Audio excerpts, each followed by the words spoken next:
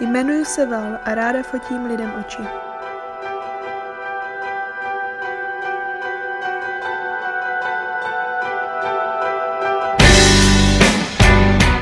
Fotit oči jsem začala asi před 2 lety, kdy jsem se podívala na film I Origins, který mě tak zaujal, že jsem se hned den na to začala fotit oči. Účinkuje v něm mladý vědec, který právě se zabývá tím, že fotí oči všem možným lidem. A strašně hezky to na mě působilo, jako že vůbec jsem nevěděla o nějakém takovém koníčku. Nikoho jsem předtím neznala, kdo by ty oči fotil a ani žádný podobný film jsem neviděla. Nikdy jsem si nevšimla toho, vlastně, jak ty duhovky jsou rozdílné, že každá má prostě jinou barvu, ale nějak jsem se blíž o to nezajímala. Opravdu každá ta duhovka se strašně moc liší a je tam i zmíněno, že žádné oko na světě není stejné.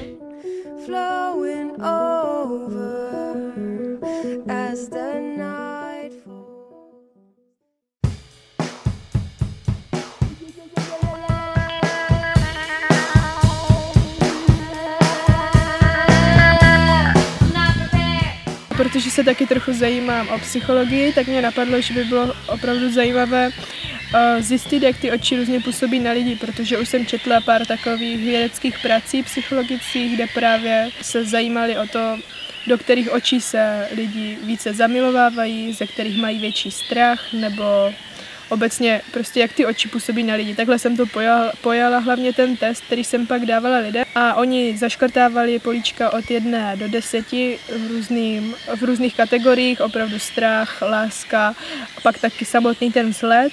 Tady tenhle test zapříčinil to, že jsem si přála na Vánoce zrcadlovku, s čímž by byly fotografie rozhodně jakoby profesionálnější.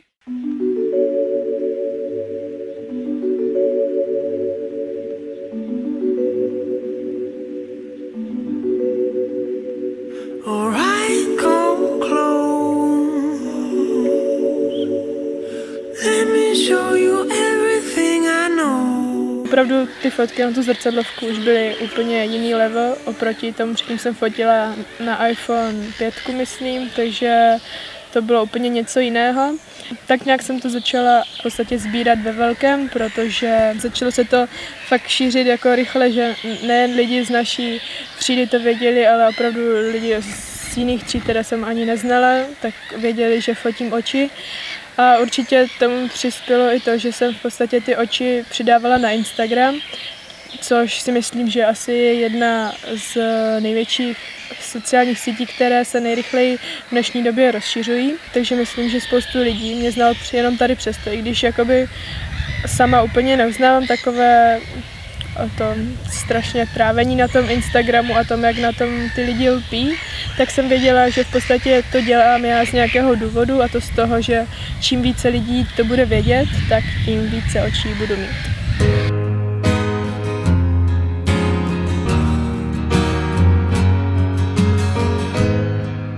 Občas se s těmi lidmi ještě potkávám, taky záleží, jak k ním přijdu, jestli třeba jsme už nějakou dobu předem v kontaktu, jakože jak jsem říkala na té síti Instagram, tak jestli si nějak píšeme nebo se bavíme, tak třeba pak je ještě vidím, ale samozřejmě asi většina lidí je takových, kteří na mě nějak nezanechají nějaký velký dojem, nebo v podstatě asi ani já ne, nějaký dopad, takže se pak už nevidíme a v podstatě bych řekla, že to funguje jak nějaký pohovor, zaměstnání, cokoliv, prostě přijdete, podáte si ruku, vyfotíte oko, to je všechno, rozloučíte se, pak jim ty oči pošlete. Všechny ty oči si poctivě značím do alba na notebooku, ale samozřejmě taky pak fotky vyvolávám, protože opravdu by byla škoda ty fotky ztratit, takže jsem na tohle hodně pečlivá. Spoustu lidí si mě ptalo, jestli si k nim nějak poznačují jméno a nějaké informace a opravdu ke každému oku mám napsané jméno a vlastně číslo oka, které jsem vyfotila a myslím si, že to je určitě dobře, protože se mi kolikrát stalo, že jsem opravdu nevěděla, koho jsem kde fotila, protože těch lidí opravdu začalo být hodně, i ti, kteří byli cizí a vůbec jsem je neznala, takže aspoň mám nějakou zpětnou vazbu, kdo to vlastně je a můžu jim ty fotky nějak poslat nebo tak. Asi mým nějakým takovým cílem je vyfotit 1000 očí.